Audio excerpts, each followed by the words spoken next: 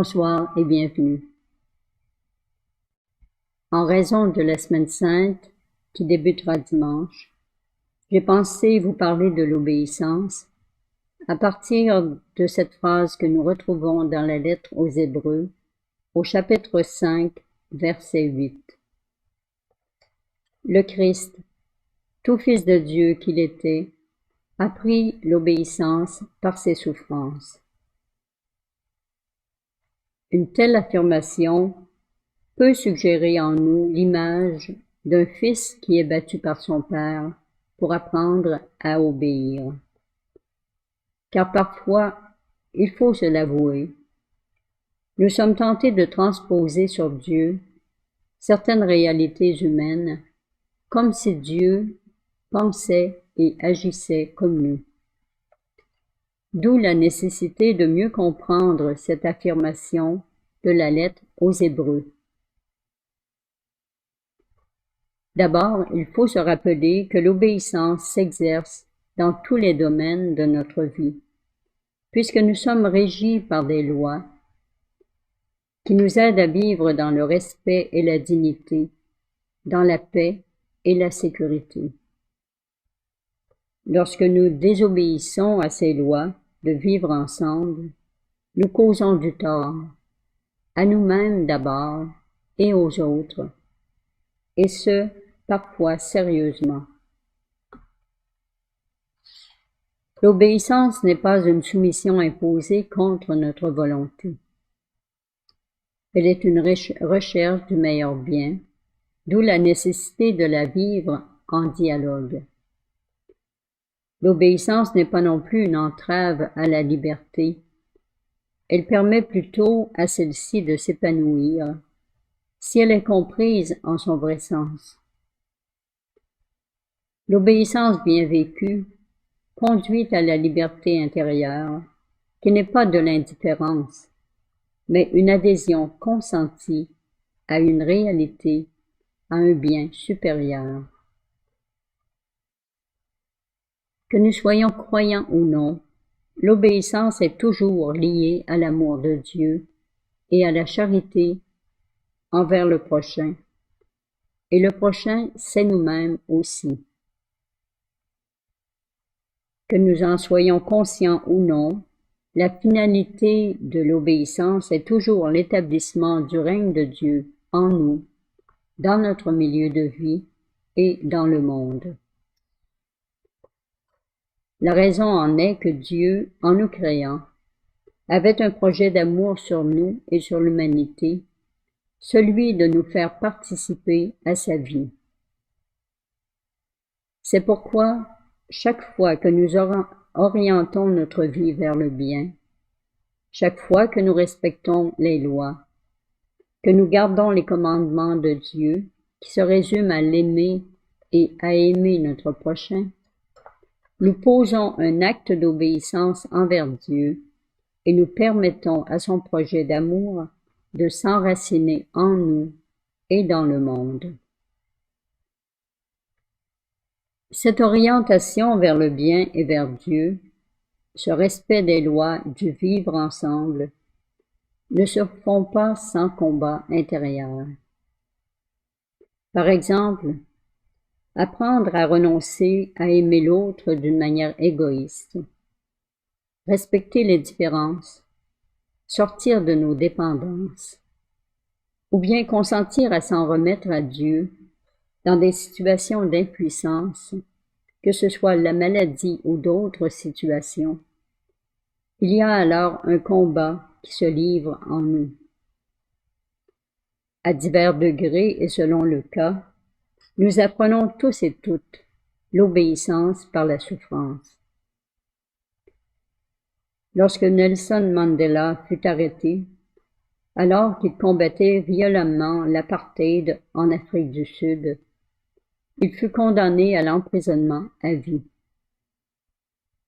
Au début, il était révolté de la situation et agressif envers tous.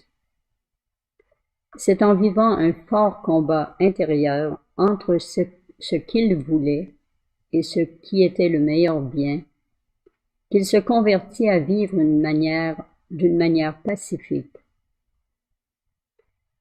Ses 27 ans d'emprisonnement lui ont permis de devenir capable de travailler à la réconciliation entre les Blancs et les Noirs, dans le dialogue et non la guerre.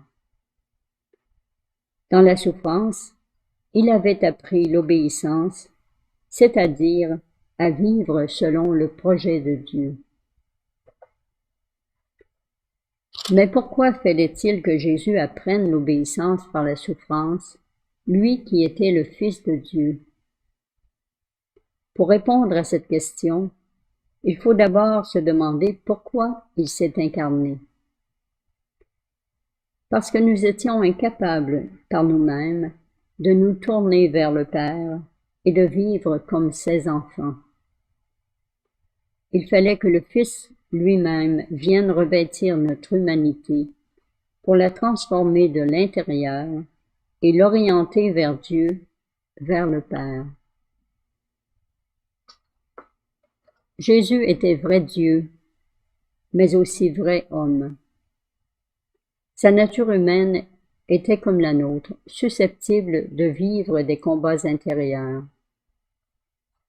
Il a vécu en tout notre condition humaine, excepté le péché, demeurant en communion avec son Père, accomplissant en tout sa volonté.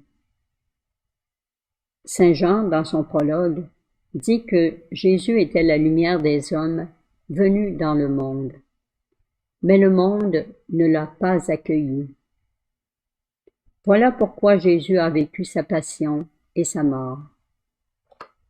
Mais il y a une autre raison. C'est qu'en se faisant homme pour nous apporter le salut, il devait prendre sur lui toutes nos misères, jusqu'aux plus ténébreuses, incluant la mort. Lorsque l'heure fut venue, Jésus n'a pas fui devant sa mission, mais sa nature humaine a frémi devant ce qui l'attendait.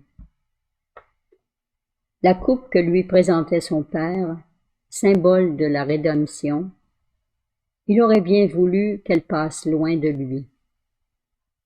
Avant d'accepter de s'en remettre au Père, de faire sa volonté, le combat intérieur de Jésus a été tel qu'il en a sué du sang. Dans ce combat, il a pris l'obéissance par la souffrance, et ce, jusqu'à sa mort sur la croix, manière romaine à cette époque d'exécuter les condamnés. Mais le Père ne l'a pas abandonné dans cette lutte contre le mal.